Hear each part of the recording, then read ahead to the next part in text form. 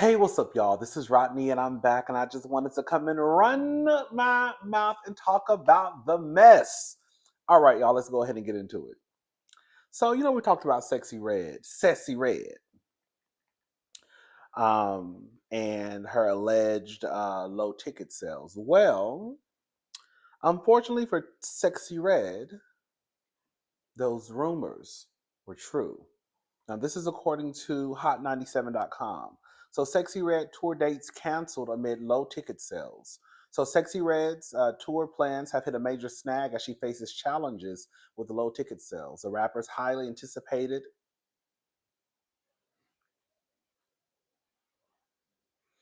Was it highly anticipated? Headlining tour, Sexy Red for President, was set to kick off on August the 22nd in Seattle at WAMU Theater, but reports indicate that the show has been canceled.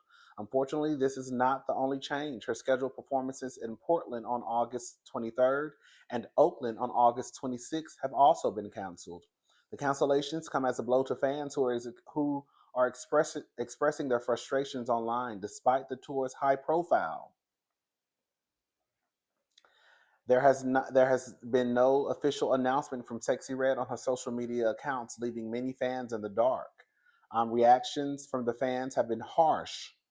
I'm not gonna read what the fans wrote because that was basically cursing. Anyways, um, this development is not entirely unexpected. Back in early July, the Art of Dialogue and Touring data revealed that ticket sales were lagging, with only 37.11% of the 85,217 tickets sold at that time. While it is unclear how sales have progressed since then, it is evident that they have not reached satisfactory levels, resulting in it being canceled. The tour is set to resume on August the 24th in Atlanta at State Farm Arena. Fans and industry observers alike will be watching closely to see if ticket sales improve and if the remaining dates can go off without a hitch. For now, the cancellations and lack of communication have cast a shadow over Sexy Red's tour, leaving many wondering about the future of her shows. Let me just say something. Sexy Red do got some bops. I'm not even gonna sit here and lie. I was a little late to the the Sexy Red, train. But I got on the train, and I'm not gonna lie, a couple of stops that we made, I was like, okay, this song is cute. This song is. I actually got Sexy Red on a couple of my playlists. However, I don't think Sexy Red clearly should be headlining a tour. Sexy Red should probably be opening up for someone, or even possibly going on a tour with other artists, like not like kind of like a SWV Escape. How I guess there's really not like a headliner. I don't know what's going on with that, but where they feel like everybody is equal on the tour. So she could do something like that, or she should have been really low key opening up for someone. I don't think Sexy Red is that solidified in her career where she should have been going on a headlining tour this early in the game. I just don't. Even let me tell you something. Even when JT, shout out to JT. Even when JT first started to go about her solo career, I don't know if you remember this, but JT did a tour in clubs. And I remember kind of sitting back like, ooh, girl, and now that I think about it, it actually makes sense. Back in the day, when some of the artists would go on tour, they would do club tours. So JT, in my head, now that I think about it, she just reached back from back in the day doing what the artists used to do, getting in the clubs, playing, getting her music heard, and now JT is on tour. Now JT has been in the rap game for a minute now. She was in the City Girl. So it's not like JT is necessarily just new, right? So it's already some type of established fan base there. But she still went back, even with her having a couple or two or three. How many albums do the City Girls got? Three? Four? I don't know. But even with her having two or three albums under her belt with the City Girls, she still dialed it all the way back and did a club tour.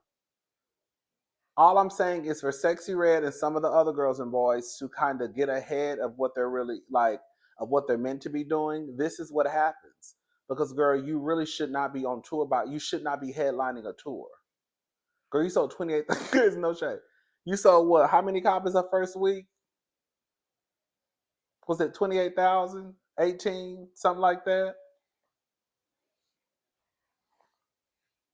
I mean, like, I mean, good luck to her. I hope she succeeds and gets all the money. I don't want anybody to fail, but I also think that we shouldn't live in la la land. We should have realistic expectations. We should have realistic goals when it comes to the things that we want to accomplish and do with our career. That's all I'm saying. But shout out to Sexy Red. Get it sassy. Hey, get it sassy. Hey, get it sassy. Hey, get it sassy. Yes. Boy, you know this ass man. Hey! Girl, that's my, ain't gonna lie, that's my song, child. Girl, that's my song. I'm late to the party. That's my song.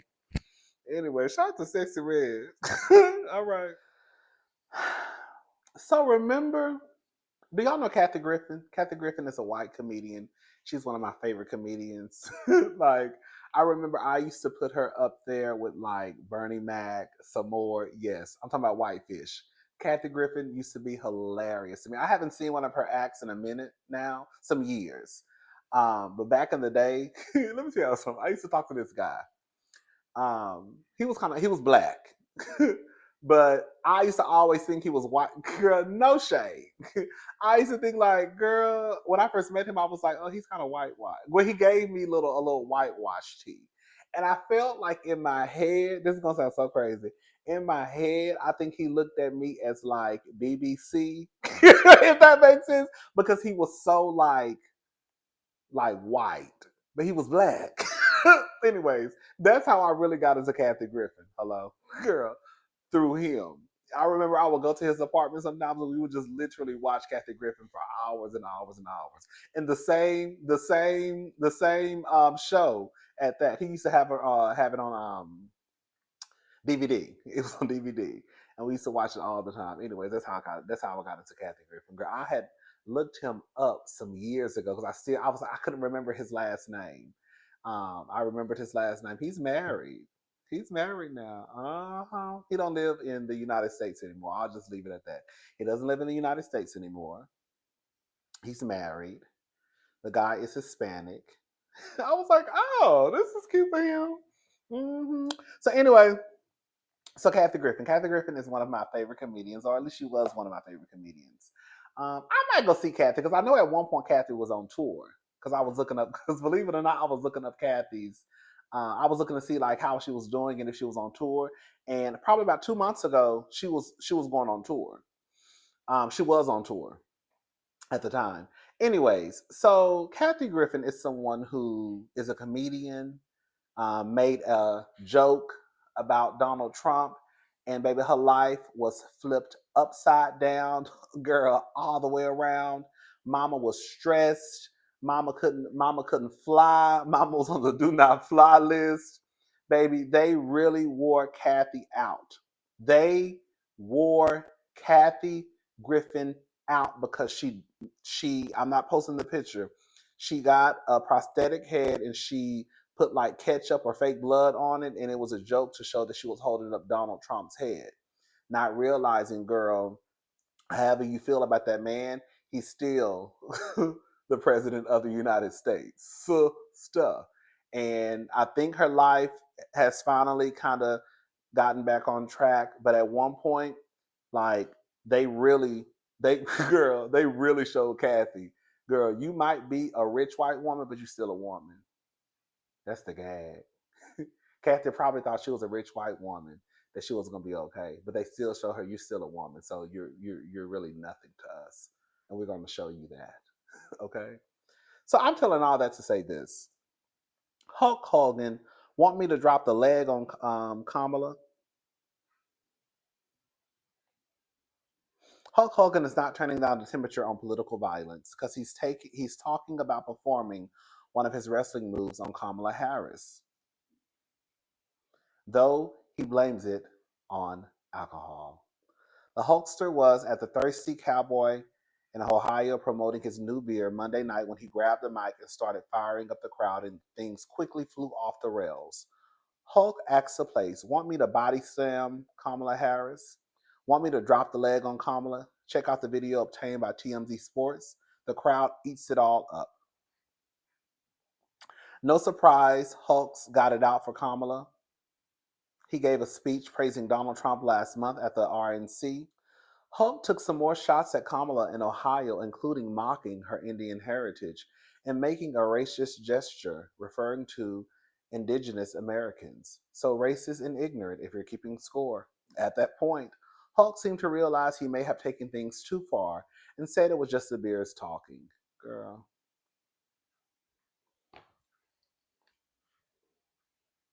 The same way Donald Trump was the president of the United States and they had Kathy Griffin, baby, walking around here, girl, rocking back and forth, shaking.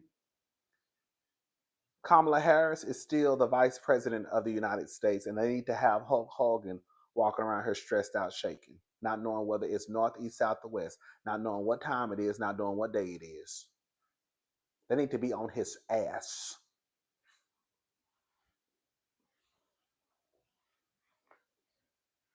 They ain't gonna do nothing. If it was me, he'll learn a lesson. Baby, the way the Secret Service will be knocking on his door. Hey, not knocking, girl, bust down. Girl, you'll be in your kitchen having a beer, and the whole dough will come flying from that side all the way outside to the pool. Cause baby, we put girl, we busting the dough down. The way that whole house gonna shake. Hey, now what you said? What you said, girl? You said you was gonna do what to the vice president of the United States of America? What you said? Oh, you was just joking? Well, let's go. You could tell us a joke on the way. You could tell us a joke on the way to the sale. Okay. Anyways, I'm just saying. I'm just saying. Speaking of Donald Trump, so this was according to hold up. This was according to Hollywood Unlocked. So, no games. Beyonce reportedly threatened cease and desist to Trump campaign over unauthorized use of Freedom video. So, Donald Trump's campaign may need to reconsider its music choices as Beyonce has reportedly threatened to issue a cease and desist due to the unauthorized use of her song Freedom. The music icon is clearly making her stance known in the current presidential race by taking action against Trump's misuse of her music. In case you missed it, the controversy erupted when the former president shared a clip featuring Beyonce's Freedom, which many recognize as the unofficial campaign anthem for Kamala Harris on social media.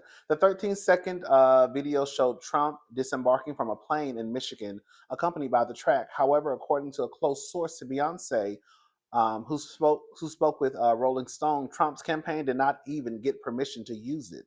As of Wednesday, the video remained posted, and a Trump campaign spokesperson, Stephen Chong, had not commented further on the issue. Now, this isn't the first time Trump's campaign has faced backlash over unauthorized music usage. Earlier this month, singer Celine Dion publicly blasted him over the use of her iconic song, My Heart Will Go On, at a Trump and J.D. Vance rally in Montana. Now, this is the update.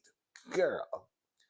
Neighbors, looks like Beyonce got, it looks like Trump got Beyonce's cease and desist message loud and clear because his camp has removed the video of him walking off a jet to Beyonce's freedom. Girl, let me tell you something. Girl, the girls don't know, girl, don't play with Beyonce. You know, I talk a lot of shit. Yeah, you talk a lot of shit. Um, Shout out to Victoria Monet. Girl, one time we was over here, this was years ago. This was years ago, my old apartment. We were having a little jam. When I say I know we had listened to at least 199 songs, no lie. We had listened to some of everything. Girl, Brandy, Angel in Disguise, girl, Monica, girl, look, wow. I we was listening to some of everybody and everything. Old school, girl, I ain't your superwoman. I'm not the kind of girl Then you can lay down and think that everything's okay. Boy, I am. Girl, we was having our, where was it? We was catching our life on that live. Girl, I played Beyonce. I think I played On the Run. And a message started literally going across my screen, basically telling me like this live will end. Basically, stop. And I was like, y'all think I think they trying to tell me something. And I played something else, and baby, that whole live went. Girl, the live went just like this. Girl, when I tell you they yanked that whole live down, God, I swear to God, everybody, girl, the people that was there, no, I know I'm telling the truth. Girl, I think I played now. This is after we done played a million songs. We get to Beyonce. God said Beyonce got the name. When I tell you, and I think I did a couple of more music sessions after that, but I would not play Beyonce. Go, no ma'am, no ma'am, no ma'am, absolutely not, absolutely not. No, okay. Anyways, um, so earlier today, it was reported that Beyonce was allegedly threatening to serve Donald Trump and his campaign with a cease and desist following a member of Trump's team, Steven, posting a video of him getting off of a plane in Michigan to the 2016 Beyonce's anthem. We already talked about that. And so yeah, that was the update, girl. So clearly, girl, the Beyonce camp is not playing no games. Beyonce said, "Not on my watch, not on my watch." A cease and desist it is.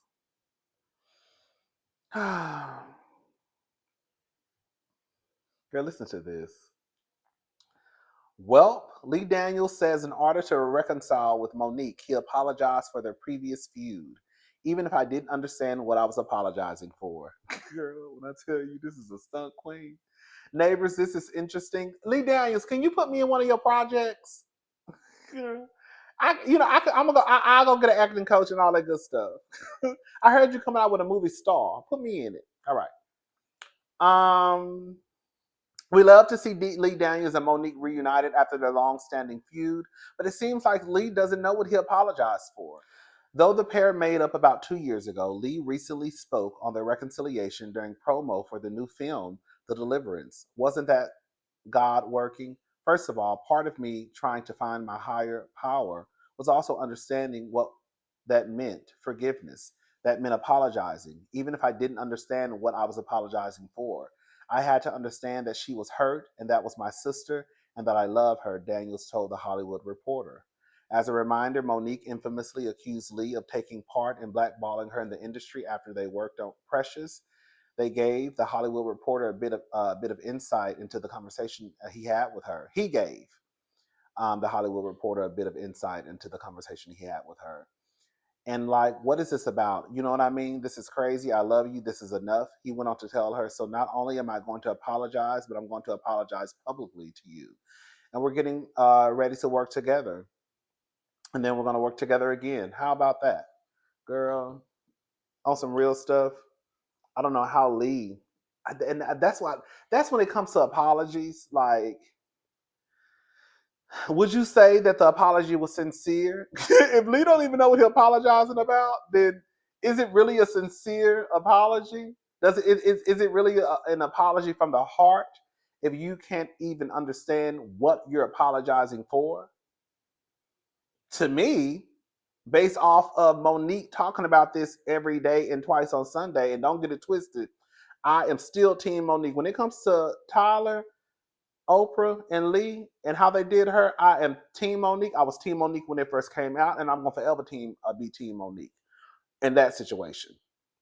But it's weird to me that Lee is opening up his mouth saying that he really didn't know what he was apologizing for. Girl, it was clear as day. Girl, I mean, it's nothing. It's 1+1 = 2. She felt like you had a hand in blackballing her. Now, either you can say, "Girl, I didn't have anything to do with that, so I don't know why I'm apologizing." You see what I'm saying? But to act like you don't know what you're apologizing for, you just know your sister is hurt. Your sister is hurt because she feels like you had your hand in the cookie jar. She feels like you had something to do with your other good sisters, Oprah and Tyler, when it came to her being blackballed. That's why she was upset. And that's pretty much the short story. Now, what was your role in the mess? I don't know. Was it mostly Oprah and Was it mostly Oprah and Miss Tyler? Probably so, and you probably just had a little one too. But your name was still mixed in it, and she felt like you had something to do with it.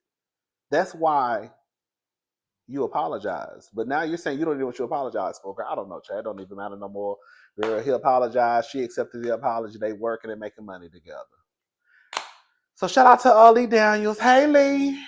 See, if you would have put me in Empire, you wouldn't have to worry about just out here embarrassing y'all, bitch. Girl, out here talking about he was going to get a Subway sandwich, girl, in this motherfucking 0 degrees out. Let me see. I just when I took a trip to, girl, no shade. You hired the wrong punk. You should have hired me. Okay. Um. Hey Jesse. Jesse's so fine. That's another one. Ooh, Jesse. That's another one right there. I want my. Never mind. Let me shut up. Shout out to Jesse. Oh, lying ass punk. Just flag. Yeah, you do be lying though.